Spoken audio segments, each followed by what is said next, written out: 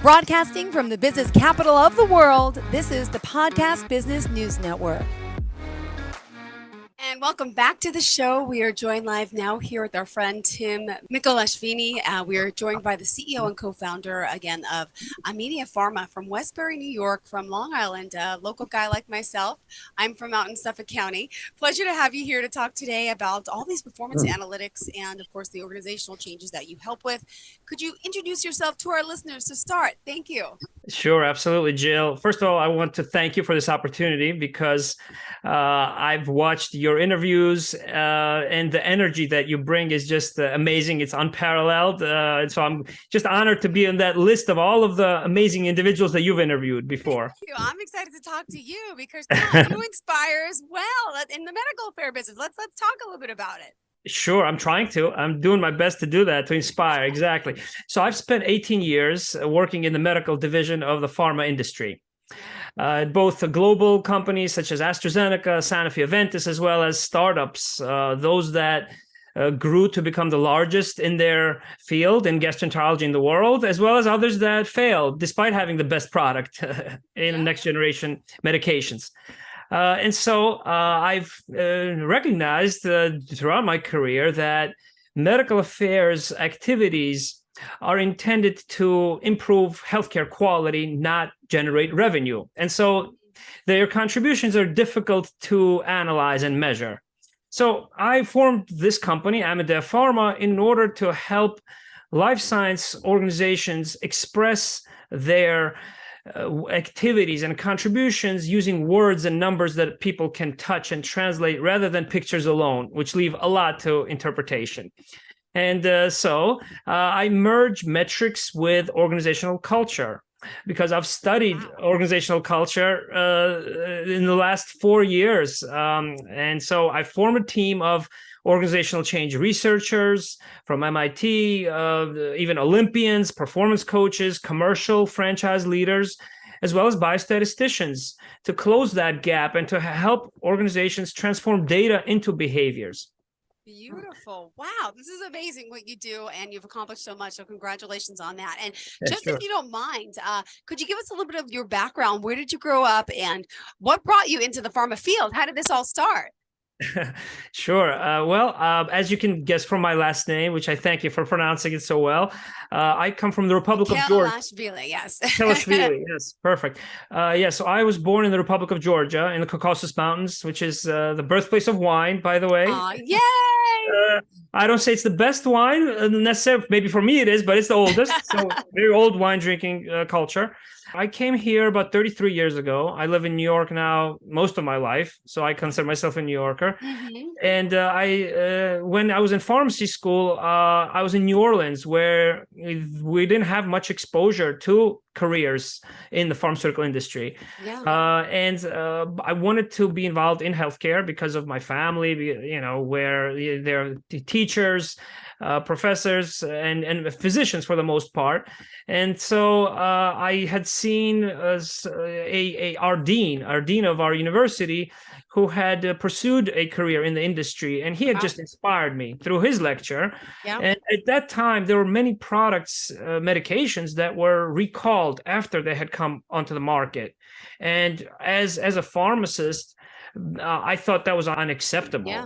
I wanted to come into the industry and to prevent those kind of safety, issues and adverse events, and help improve healthcare continuity, healthcare quality, and innovation, which is something that I've been driven by my entire life. Innovation and competition as well, as you can get. Awesome. Absolutely. Well, that's why you're doing so well. Let's just remind our listeners the best form of contacts. How can we reach you? Could you give us the website, phone number, any form of contact that's available?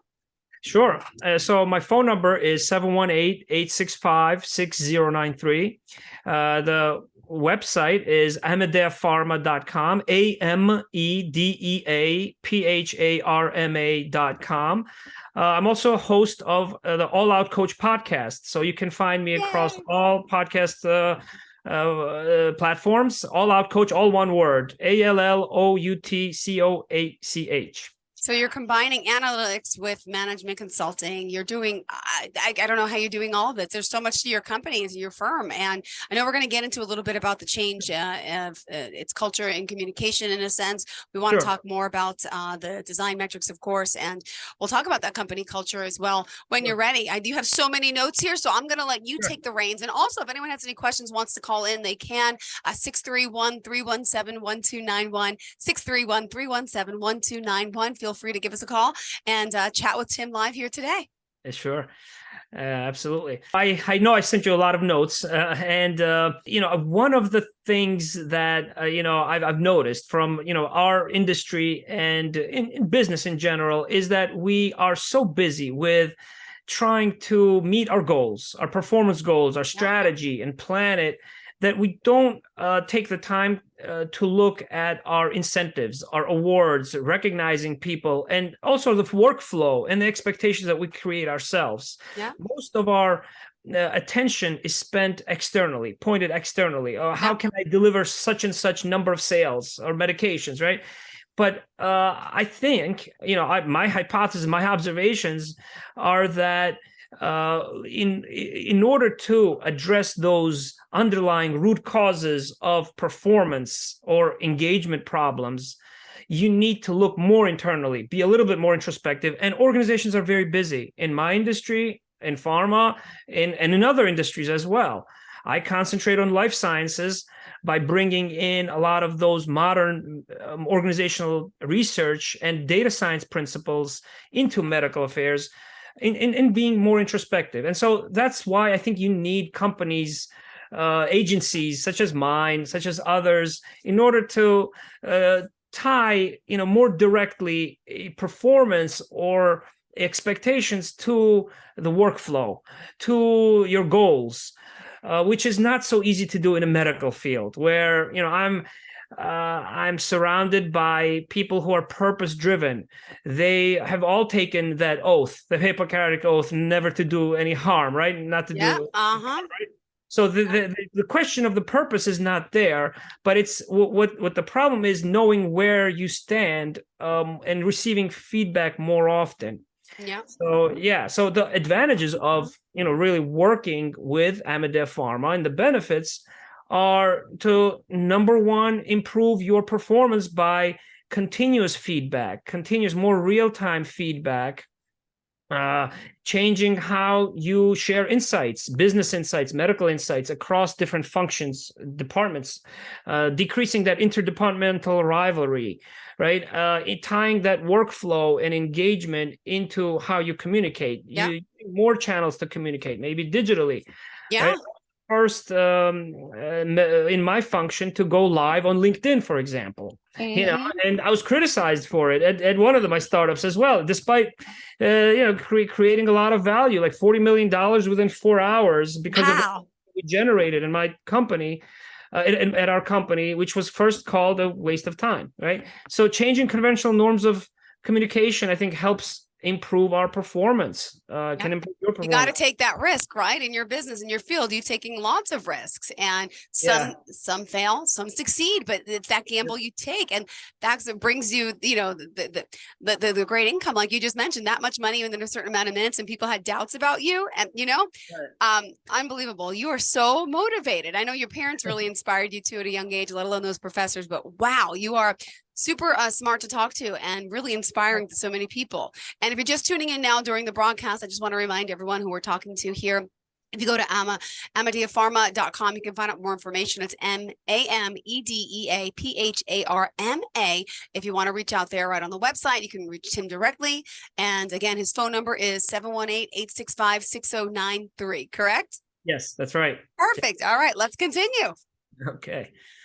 Yeah, so the second point, probably second benefit, right, advantage there, is improving engagement. And how do you do that? Well, by distributing accountability more evenly throughout your organization, up, down, and across the entire company.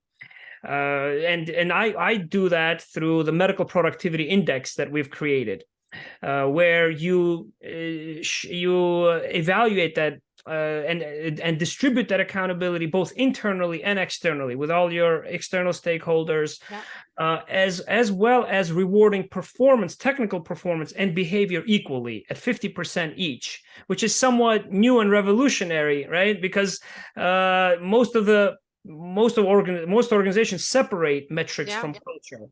Right. But all of the latest data from global research from McKinsey that I've seen shows that only 1 out of 5 employees currently are engaged or feel that their company culture is actually played out in the real world. Right. So at our company, we've realized that it's difficult to practice what you preach. And so you end up practicing what you play instead. So in a sense, by introducing competition more explicitly, we are increasing engagement through competition, which means that you have to dispel those myths that metrics mean more competition. No, I think it's the wrong metrics or the lack thereof that lead to wrong competition, which is unhealthy when it's implicit. Right, because all of us, we compete for talent, for resources, for technology, right? Regardless in this competitive environment. But when we do it in a sportsmanship method, where we hold some of the high performers accountable, those who, let's say, use performance-enhancing steroids, for example, in the sports analogy, but at work, then you eliminate some of the cynics who are proud of and they're passionate about the nature of their work, but they don't believe in how they're evaluated, right? And so we're increasing the engagement through distributing accountability by decreasing the intersections between different companies. So I've created a metrics workbook, which is a communication playbook, because it's important to also recognize when you communicate those metrics. Do you do it transparently? Do you do it only with your department, with others? Right? Because I've learned from some of the leaders in organizational change, Ron Carucci from Harvard Business Review, Tiffany Bova, who's a chief growth evangelist at Salesforce.com, who are now generating a lot of evidence to show that product success is only 20% dependent on its attributes. 80% of its success is dependent on the experience that you create, the customer experience and the employee experience. I think any discussion regarding metrics and crunching those numbers is great, right? But you have to somehow relate them to how they ultimately lead to changes in behavior. And so first part is really the culture. Second is designing the types of metrics and contests that employees, your competitors will want to participate, not have to only. And then the third approach that we have at Amedea Pharma is creating learning and development communities, right? Branded learning and development communities in which people share their emotions as well. They reshare what they learn, because that's what ultimately leads to innovation as you go from competition to collaboration to innovation. Because nowadays organizations tend to compete a lot, but they also collaborate with their competitors. They form lots of partnerships, startups, right? There's lots of mergers and acquisitions in my field, lots of reorganizations. But ultimately, the innovation happens when you start to be a little bit daring and share information and teach and learn and teach. So if you can find a way to learn and teach information and to evaluate how, to what extent does your employee learn and teach, rather than are they working alone is not enough. You need to be able to demonstrate if they're learning and teaching as well. And so that's really what, ultimately what I incorporated into this philosophy that our company offers, which combines sportsmanship with the scientific method, right? Because I think regardless of whether or not you're a sports athlete or you're a scientist, regardless of your background, those two are the most productive mindsets, such that, even someone, let's say, who's a janitor, when they have that mindset in your culture, they'll look for that best detergent to clean with, right? In the offices, for example. Ultimately, I summed all of these elements into a first ever Innovation Olympics event. that my company organized just recently, Jill, and it was a huge success. It was a long-awaited type of event that was in my mind for many years, because the Olympics is something that's timeless, and it values and rewards sportsmanship, right, to the same extent as performance as well. But in our pharma industry, imagine how competitive it is, where intellectual property is of utmost concern. Yet I was so glad to see a lot of innovative companies such as Takeda, Roche, Astellas participate and share their new ideas, keep their intellectual property, but enhance their ideas, because it was a month-long event.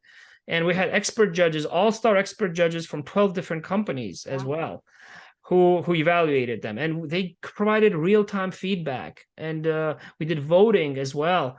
So people knew at every single time where they stood, which is very rare in a medical. Unlike in the sales roles, right? In sales, everyone knows how many prescriptions their physicians wrote, right, every week, and that motivates them. Yeah. Right? So I'm trying to merge some of that kind of competition into the medical field, and I realize that metrics are simply indices. They're an estimate of the relationship between an activity and an outcome.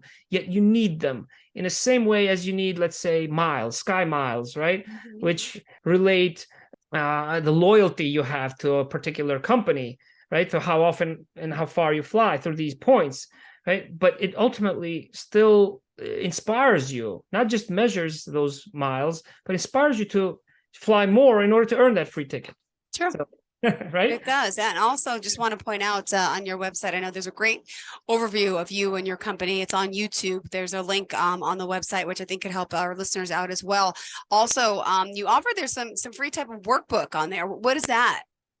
Yeah, so it's a metrics workbook. It's a 29-page workbook that helps organizations assess and evaluate whether or not they're measuring their activities in a way that will inspire future behaviors, that will actually translate into real world behaviors. So it includes a lot of case studies from business management, not just pharma alone, right? From top business executives who've been role models in how to change organizations, and such as W.L. Gore and Associates, Bill Gore, Paul Polman from Unilever. And I'm bringing that business research into pharma, into the medical field. And so you can score your own metrics as well. So there's a scoring algorithm, and also various different ways to measure behaviors, engagement that have been validated through research, through thousands of employees as well. And considerations of the different elements of metrics, the tiebreakers, the rules, who are the judges, what's the timing, right? What's the audience of the metrics or that you're communicating with your teams. So it can be customized to different fields as well. But yeah, feel free to reach out to me via that link on my website. Awesome. And let's remind everyone all forms of contact for you once again. Sure. So my cell phone is 718-865-6093. My email is timmik, T-I-M-M-I-K, at Amedea Pharma, AMEDEAPHARMA.com. And also I'm known as the All Out Coach across Instagram, and on the podcast, because I host this podcast where I interview a lot of globally renowned organizational change leaders, executives in IT, in pharma, mentors, leaders. The goal of the podcast is to help transcend differences between people and extend their boundaries of their roles and responsibilities. I've led culture initiatives for startups before. And I've seen some of the challenges where I've talked about, look, we have to address the what's in it for me, for employees. And there was a silence, right? You could hear a pin drop, but all the research shows that it's the culture of communication that is ultimately central to our performance as a company, as an organization, right? And you need to start internally as well. In order to demonstrate customer experience, first you cannot surpass or jump over the employee experience. And so the Olympics was one way to kind of change our norms of how we share ideas, how we debate, how we provide performance feedback, and also created an experience that was shared, like a shared experience and excitement in a time of uncertainty right now, in a time of crisis also somewhat, right? Inflation in our industry. Yet I was so glad that so many, participated. And so I would love to do the same for your company. So feel free to reach out to me in your organization. If you're connected with healthcare, with life sciences, or if you're running a smaller business and you want to integrate some of these modern organizational change data and data science principles, you can make your strategy more predictable, right? And your forecast more predictable when you use some of these approaches, which are, again, culture, metrics, and L&D, learning and development. Perfect. I know, I was going to ask you about L&D if you wanted to talk more about that and the importance of creating that, I should say, with community and mentorship as well. Yeah, I'm the chair of the mentorship program at the premier Medical Affairs Professional Society, which is a global volunteer nonprofit society, which now numbers almost 10,000 professionals across pharma. And I joined about 4 years ago, and I wanted to interview them for my podcast, but they told me, look, you're so passionate about mentorship. Why don't you just start our mentorship program? There you go. Wow. Another thing you got into, Tim. Yeah. And so I'm volunteering. So that's completely voluntary work that I do. And it's absolutely fulfilling. So L&D, again, is something that helps you share not just words with each other at work, not just information, and learn from each other, but also share emotions ultimately, right? Because it's when you learn something that you feel like you're making some progress, right? And when you teach what you learn, that's where you increase your legacy ultimately, right? So yeah, that's the inspiration for the learning and I think, Jill, I will add one thing. I don't know if you agree with this, but I think nowadays there's no time better than today to learn more. And there's no the exposure that we have to the ways, the opportunities to learn through various different channels of communication has never been greater. Now, how did the pandemic affect you and your businesses? I mean, everyone went through so much and the anxiety and the loss and the stress, but there was a lot of growth that has come out of it. Could I just ask you about that, if you don't mind? Yeah. Well, I realized, I think that it accelerated exploring various channels of communication. For me personally, I mean, this office here that you see, this became a studio. I started to call it a studio, okay, with my colleagues as well. I never thought that I'd be doing videos, for example, okay? I don't have the background you have as a broadcaster and interviewer, but I thought that it was important to spread ideas, right? So in whichever means or methods it was possible to do. So in the startups that I was working in throughout the pandemic, for example, we launched a new product, which is not easy to do for a pharma company. But the uptake was not as fast as it could have been, for example, right? And so we learned that, look, the medical team was in place before the commercial team. So we created a lot of those initial relationships that were instrumental to the business. However, because of the launch, once then you have a commercial sales force, then you had some kind of interdepartmental issues during the pandemic because of being virtual. And when you think about it, pandemic helped us realize that it's important to be not politically correct, but globally correct. The perception is reality is kind of old now, right? Because reality is more exposed than ever before to data, right? And so life is short, things are rough, right? Stakes are high, but our dialogue is too precious for us to waste on pettiness. And I think that's what the pandemic taught us. Got it. Well, let me ask you also, we're almost out of time. You only have 2 minutes left in the show. My goodness, Okay. that went quick. What else do you want to share before we have to go, Tim? Wow. Well, what I'll say is that I shared a lot of information here. What's important to consider, I think, is that innovation, is critical today in any field, and you become more creative and more innovative when you are able to merge and integrate two different fields that do not often interact with each other. Yeah. Right. So this is why I'm learning from Olympians who are my advisors, right? Or business or commercial leaders and executives as well. And so I want to inspire all of you who are listening to also look introspectively and, invite diversity of ideas, transcend differences between you and your colleagues, your others. And create momentum regardless of uncertainty, be it the crisis, inflation, what have you. Try to create momentum. And I think that begins with giving yourself permission to spread ideas that matter. Fantastic. Right? And visualizing a finish and success as a sports athlete would.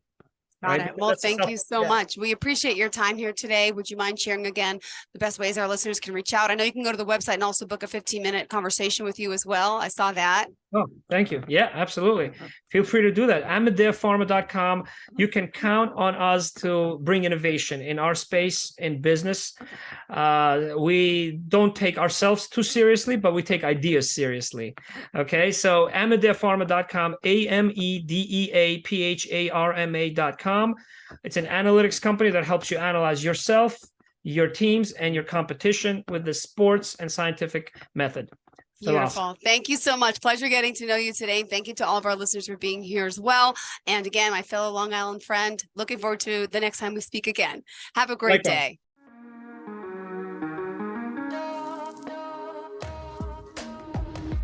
Broadcasting from the business capital of the world, this is the Podcast Business News Network.